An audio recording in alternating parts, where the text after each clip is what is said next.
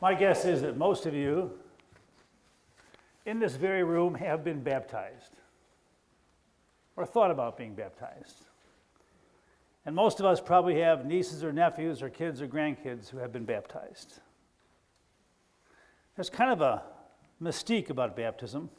I mean, how important is it? For example, I went to McCarthy's Chicken the other day to buy lunch for the people that were working here. And there's a grandma who works at the counter. And she said, Pastor Don, are you still going to be at All Saints next year? And I said, we'll find out after the annual meeting. I'll let you know in February. And she says, well, I have a grandson, and my son and his wife will not baptize that baby, and if I got to bring that baby over there by myself, I need him baptized. And I said, relax. Remember that Archie Bunker story years ago when he was trying to get Meathead to baptize his grandchild? And then one day, Archie took his grandson and went to the church and snuck into the church and was at the baptismal font all by himself, and he baptized his grandson or granddaughter, can't remember. And it was kind of emotional. I got a little tear in my eye, you know. But sometimes I think we think our kids or someone's got to be baptized because if you don't, you're not going to make it into heaven. Then you think, should I have my kid baptized in church? Should it be after church? Who should the godparents be? I mean, I was the godparent for them, so they got to be the godparents for us, and so you kind of use that. But you know, in the gospel for today, Jesus is baptized. And Jesus was 30 years old. And he comes out of the River Jordan, and it says that when Jesus came out of the water, he heard God's voice. And God said to Jesus, you're my son, my beloved, and with you I am well pleased. Now, with that as a story of baptism, we as the church over the years, I don't think so much us, I hope not, have turned baptism into something it was never meant to be. I mean, baptism is not a ticket into heaven. That's not the point. And there's nothing magic about baptism. It's a ceremony. It's a moment in time. It's an affirmation of the gentleness and the goodness and the acceptance of God's presence. You know, Jesus comes out of the water. He hears that voice of acceptance. And in that moment, Jesus knows that he has a journey ahead of him.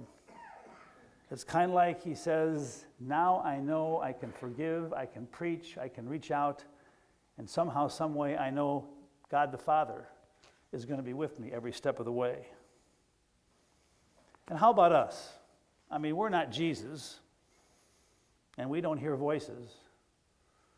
But every time we baptize a little bambino in our church, usually that baby cannot answer for himself or herself. But the point is that we know that little baby is surrounded by love and by people in a church that deeply care about him or her. And hopefully along the way, as that little bambino grows older, he or she will discover that love and kindness and maybe even going to church makes a difference. You know, I love when we have a baptism in church because the families realize that somehow, some way, this is a good place for a kid to grow up. But I also do a lot of baptisms after church, mostly for people who don't go to church. And before I do those baptisms, I tell people, baptism is a little bit of water and just a few words. It's about your son or daughter, but also it's about all of us. It's a reminder that acceptance and goodness and kindness do make a difference in the world. Speaking of baptism, do you ever walk into a place? It could be the church. It could be somebody's house. It could be a bank, a grocery store. It could be the doctor's office. It could be your oncologist's waiting room. It could be your minister's office. It could be a hardware store. And you walk into a place, and as soon as you get into that place, it feels good. There's kind of an atmosphere in that room, in that place that is inviting. On the other hand, you can walk into a place, even somebody's home, and you walk in the door and you just don't want to be there because there's kind of negative energy in the room. And I wonder if that's how Jesus felt when he came out of the water. He comes out of the water, he sees John the Baptist, he sees the people gathered to see the baptism, and Jesus says to himself, I can do it now. I can be the Messiah. I can be God's representative. I can open doors to my religion. And little did he know, or maybe even dream, that 3 years down the line, he'd have to die because of what he believed in. And even some of his own people didn't understand who he was. And so the other day, me and Peggy and Q were sitting in this guy's office. It's nothing fancy. It's a small office. And it's time to talk about how much this new vehicle is going to cost. I'm a little nervous. Got to make some decisions. He's an ordinary guy with an ordinary job, wearing ordinary clothes in an ordinary town. And it feels good to be there. It just feels good to be in his presence. And I find out he's Lutheran of all things. And I tell him, there's not many of us around here on the south side, so it's really nice to meet you. He asks about our family and how many kids we have, and I got too many to mention, don't even know. Now we ask him about his family and his kids. And he goes to a Lutheran church, and he says, my pastor, and I find out I know him, he says, my pastor has been there for 24 years. Can you believe that long? And I said, no, I can't. He asked how old our kids are, and we ask, how old are your kids? And then all of a sudden, it gets quiet. And he said, well, I had a son. And I said, well, how old? Well, he was 17 years old. But he died at 17. And then I didn't know if I should ask. And I said, well, how did that happen? And he said, it was a heroin overdose. And then he says, every Tuesday, I go to my church in the evening, and we have a group of parents who are there. And I lead this group. And these are parents whose kids either were on heroin, are on heroin, and even some who lost their lives to heroin.